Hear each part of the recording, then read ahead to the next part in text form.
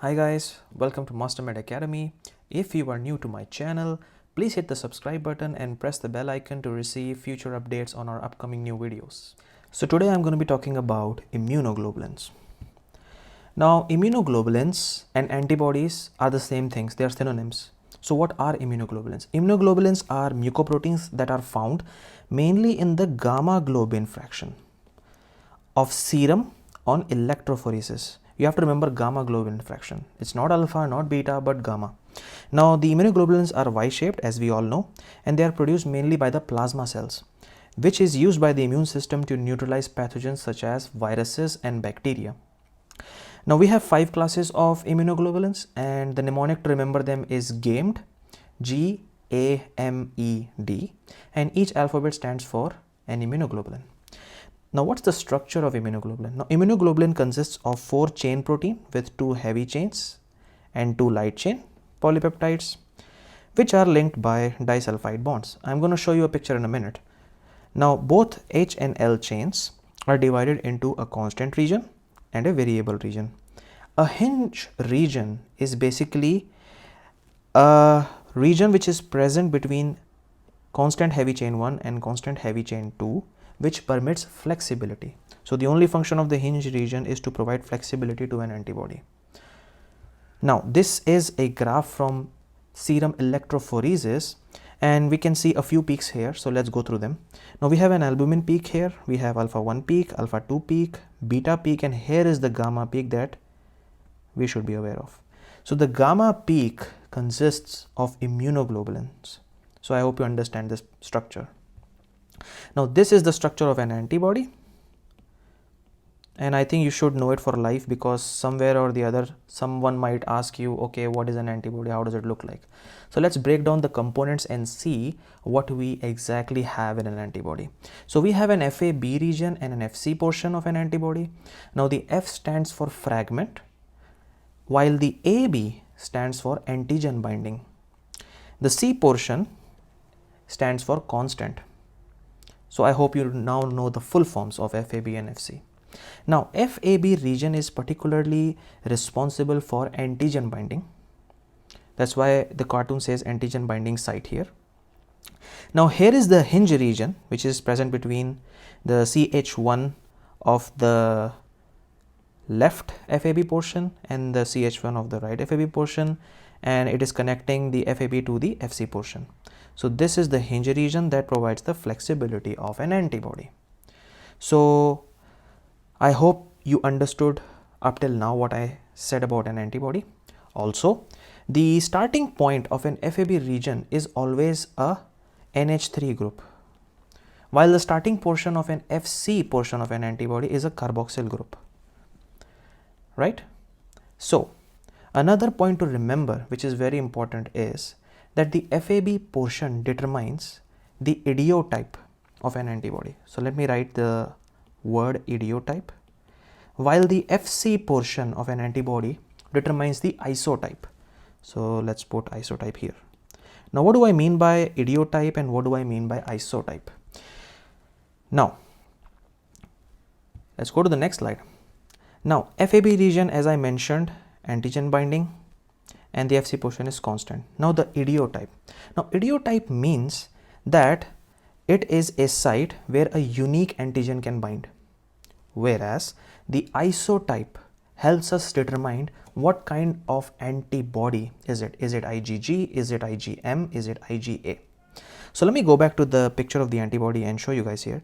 So idiotype means FAB region will determine the unique antigen binding site, whereas the FC portion will determine the isotype, meaning it will determine whether this antibody is IgM, IgG, IgA. So I hope you in future won't confuse the terms idiotypes and isotypes, and now you know the difference between them. So as I mentioned, the FAB fragment determines the idiotype, while the FC portion determines the isotype. Now NH3 group terminal is present at the antigen binding site. This is site, not side. I'm sorry for the misspelling here.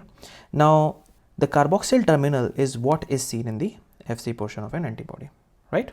So I hope you understood the structure. Now, what are the functions of an antibody? Now, basically you have to know three functions of an antibody. So the first is opsonization. Now, what is an opsonization process? Opsonization in simple terms means coating a pathogen with an antibody so that a nearby macrophage can look at it and start the process of phagocytosis, right? So let me draw a pathogen here, right?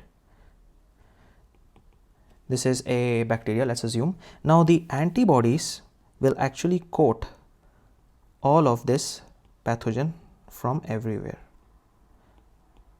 right? Like in this diagram, a nearby macrophage will basically look that the pathogen is coated with the antibody, and this would start the process of phagocytosis. Phagocytosis means just eating up of the bacteria, meaning that the macrophage will engulf the bacteria, then it will be taken into the phagosome, then you merge the phagosome with the lysosome, and then the lysosomes have deadly enzymes that lead to killing of the bacteria. So this is the whole process of phagocytosis. So the C3b will act as an opsonin, which will bind the Fc portion of an antibody, and it will promote the phagocytosis by macrophages. Now C3b is basically a complement protein. If you haven't watched my complement video, I would suggest you guys to go back to it and watch it. I've explained it very clearly what are the different complement proteins and how are they helpful to us. Now the second function of an antibody is neutralization, right? And here the antibody prevents the bacterial adherence to our cells. So this is what neutralization means. And basically the most important antibody for neutralization is IgA. So let me write it here, IgA. Now the third function is the complement activation, and here we have antibodies that activate the complement that enhances the lysis of bacteria. MAC stands for membrane attack complex. Now the antibodies that you have to know are IgG and IgM. The mnemonic is GM makes classic cars. I hope you guys know this mnemonic, or you must have heard it somewhere. So the GM stands for IgG antibody, IgM antibody, and classic stands for classical pathway. So IgG and IgM both can stimulate classical pathway of complement. Now this is a cartoon that shows us the functions of an antibody. Now on the top left corner we have neutralization, and this inhibits the binding of the pathogen to our cells. Then we have complement activation, where we activate the MAC complex, and that leads to the lysis of the pathogen. And the antibody responsible for the activation of classical pathway, as I mentioned, is, yes, you guessed it right, it is IgM and IgG. Now the third function is opsonization for phagocytosis, and we also have a function of agglutination here. Now what is agglutination? Agglutination is simply clumping, right? Clumping, or like, it's not coagulation, but it's like clumping, right? Now if you know a disease called autoimmune hemolytic anemia, let me write it down first. The short form is called AIHA, autoimmune hemolytic anemia. Now here we have two types. We have a warm and we have a cold type, AIHA. Now the warm type, the antibody responsible for RBC agglutination is IgG. Whereas in the cold autoimmune hemolytic anemia, we have IgM that is responsible for RBC agglutination, right? Now the next function is the antibody dependent cellular cytotoxicity. You can also short it down to ADCC as the short form. Now here we have a natural killer cell that recognizes the antibody coated cell, and then that leads to the killing of the pathogen. Not only we have natural killer cells here that use the ADCC process, but also we have another type of cell which is known as eosinophils. So both eosinophils and natural killer cells can use the process of ADCC to kill the pathogen. So I hope you understood the whole business of antibody functions. Now immunogenetics. Generation of antibody diversity. Now, what is this antibody diversity? Now, we have different gene codes that are coding for variable and constant region of heavy and light chain. A random recombination of VJ or VDJ genes are required to form the diverse receptors. Now, what is this business of VDJ recombination? So, let me take a minute to explain this. Now, this is a cartoon here which explains the VDJ recombination. Now, first of all, even before I go into the process, first we have to understand why do we need it? What is the point of a VDJ recombination? Now, since we have so many antigens in this whole world, our body has to randomly shuffle some genes and make receptors which could actually randomly match the antigens present in the world, right? So, for this process, we need the VDJ recombination. So, what is VDJ recombination? VDJ recombination is a process where we randomly shuffle genes that help us form diverse FAB regions or the antigen binding sites so that we can hope to match randomly the antigens that are present in this whole world. Okay. So, that is the reason why we need the VDJ recombination. So, let me go through this process and explain it to you much better. So, let me make the structure of an antibody here. This is the heavy chain and then this is the light chain here. So, let me write L and H, same thing H and L. As you guys remember now that this is an FAB region and this is the FC portion, right? Now, when we are shuffling the genes for diverse receptors or for making different FAB receptors, we have to use the VDJ genes. Now, as you can see on the top part of the cartoon, here we have 4 boxes and these 4 boxes are named V genes. Then we have D genes, we have J genes, and then we have a constant. Now, this constant belongs to FC portion. Now, when we do a VDJ recombination or when we are trying to make a diverse FAB region, we don't touch the FC portion, i.e. the VDJ recombination only includes making diverse FAB, but it does not affect FC portion of the antibody. That means it does not affect the isotype of the antibody. So, this VDJ recombination won't decide whether this antibody will be IgA, IgG or IgM. For this, we have a separate process that is called class switching. And if you haven't watched my adaptive immunity part 1, I would suggest you guys to go through it because I have explained the class switching in a very precise and easy manner. So, let's go through the VDJ recombination. So, let's imagine that we have 4 V boxes, 4 D boxes, J and a constant. Now, we remove unwanted D and J gene. Now, this is random. This is not like a specific thing or a specific box that we are removing. It's randomly removed. So, we remove the unwanted D and J gene, right? And then we combine the D and J axons, right? Always remember the first step of VDJ recombination is combining the D and J genes.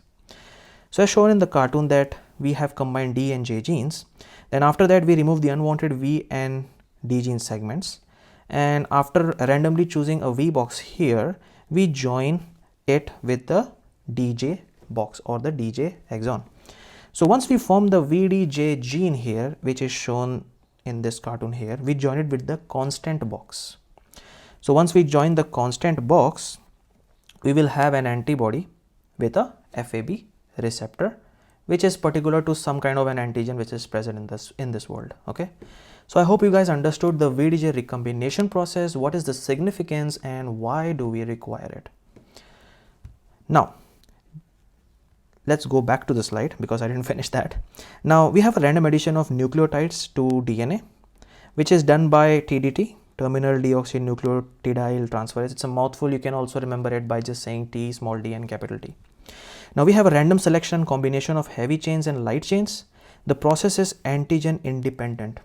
I told you this process is random. It is not specific to a antigen. This is randomly, it's a random assortment, right? So I hope you understood the genetic diversity or antibody diversity. Now, the second is the generation of antibody specificity. Now, what is antibody specificity? Now, somatic hypermutation. The major component is the affinity maturation, and this occurs in the germinal center. Now, what is affinity maturation? So, let me explain that. Let's imagine again that this is an antibody with heavy chain and light chain here. Now, affinity means how strongly does this antigen, right, bind to the FAB region. You know, this is the FAB region, right? And let's imagine that this is the antigen. So affinity means how strongly does the antigen bind to the FAB portion of antibody. There is another word called avidity. So let me write it here. The first one was affinity versus avidity. So let me repeat. Affinity means how strong is the interaction of the antigen to the FAB portion of antibody, whereas avidity means how many interactions does the antibody has with the antigen. Now let's take an example of IgM immunoglobulin. I will explain what is IgM, but just for the sake to explain avidity, I'm going to take that example. So let's imagine that we have an IgM here, and IgM is a pentamer, meaning it has, let's say, 5 hands. Okay. Now let's imagine we have an antigen here. I'm going to name it a star antigen. So the IgM is a pentamer, meaning it has 5 hands. Now if we have stars here, meaning we have 3, 4, 5, 6. I made an extra hand, I'm so sorry. So let's ignore this. So here in this picture I made 5 stars, meaning this IgM pentamer has 5 interactions with the same antigen. So this is called avidity. So how many interactions? So this has 5 interactions. So let's imagine that this is IgM pentamer molecule number 1, and we have the same IgM pentamer molecule number 2 here, but this time instead of binding 4 stars or 4 antigens, it just bound 2. So IgM number 2, let me write it IgM here and the IgM here. So IgM molecule or IgM immunoglobulin number 2 is having just 2 interactions with the antigen. So the avidity of IgM immunoglobulin 2 is less than the avidity of IgM molecule number 1, right? So I hope you understood the difference between the affinity and avidity. So let's go back. The second is the isotype switching. Now the isotype switching is the constant region, which is this region obviously, and this is induced by the cytokines and CD40 ligand. Now immunoglobulin isotypes. Now what are the isotypes here? Now all isotypes exist as monomers. B cells prior to activation express IgM and IgD. You have to remember that immunoglobulins by default, when they are not activated, they make large amounts of IgM, small amounts of IgD. Now IgA is a dimer while IgM is a pentamer. I'll show you the structure in a minute. Affinity refers to the individual antibody antigen interaction, as I mentioned in the previous slide, and avidity means cumulative or the total interaction or the cumulative binding strength of all antibody antigen interactions in a multivalent molecule. And in our case, it was the IgM pentamer. 5 types of immunoglobulins are gamed. This is very clear. Now, the first is the IgG immunoglobulin. Now, what is IgG immunoglobulin? Highest serum concentrations of all immunoglobulins. It is the main antibody that is responsible for secondary response to an antigen. It fixes complement that results in cell lysis. You know, with IgM, there was also an IgG. IgG, of course, is responsible for the activation of complement, but also IgM is responsible for the classical pathway activation of complement. Again, it fixes the complement. IgG is an excellent opsonin for encapsulated bacteria, especially streptococcal species. They are encapsulated. Coating of bacteria with IgG leads to opsonization, and that leads to the phagocytosis by macrophages, which I explained in the previous slides. Only immunoglobulin This is the only immunoglobulin that crosses the placenta and provides a passive immunity to infants. Because infants, when they are born, they don't make antibodies. They need time, right? So how does the infant protect itself from the pathogens out there? It is from the maternal immunoglobulins. So you have to remember that this immunoglobulin can cross placenta. Now, this is the structure of an IgG here. This is IgE, IgA and IgM. So let's talk about the next antibody, which is the IgA. Now, IgA blocks the binding of bacteria, virus, toxins from binding to the host cells. Now, the IgA is a monomer in a circulation. Monomer means one. So it's just like one antibody in a circulation, and it is a dimer when it is secreted. Now, this is a picture of an IgA, and this is a dimer right now, and this is the joining chain or the J chain, right? So in our tears, in breast milk, it is secreted as a dimer, and this is the structure of how it is exactly secreted. Now, this does not fix complement, right? Because only IgM and IgG, they fix the complement. Most antibody produced overall but has lower serum concentrations. This is present and secreted in tears, saliva, mucus and breast milk. Crosses the epithelial cells by transcytosis. I'm going to show you in the next slide what is transcytosis. The secretory component protects the Fc portion from luminal proteases. And the main importance of IgA is that it protects against the gut infection, especially from Giardia. This is important to know. Now, transcytosis is basically a process, as you can see in the cartoon here. Number A, we have a receptor mediated transcytosis, or you can have a adsorptive transcytosis. Transcytosis just means that a molecule, let's imagine that this is a molecule and this is the cell, right? Now this molecule just passes through the cell like this. So this is transcytosis, right?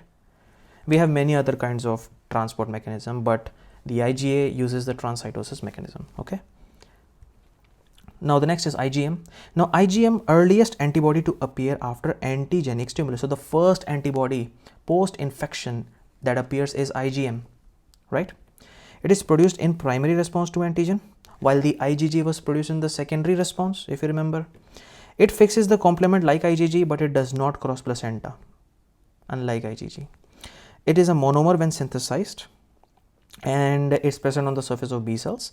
Pentamer synthesized with J chain is secreted, right? And this is the antibody which has an increased avidity due to different binding sites in a pentamer. So you can see like this is the pentamer structure in the IgM antibody, and you can see so many FAB regions here. So many sites to bind the same antigen. That is why IgM pentamer has an increased avidity towards antigen binding. It's a weak opsonin as receptors cannot bind Fc due to the J chain, right?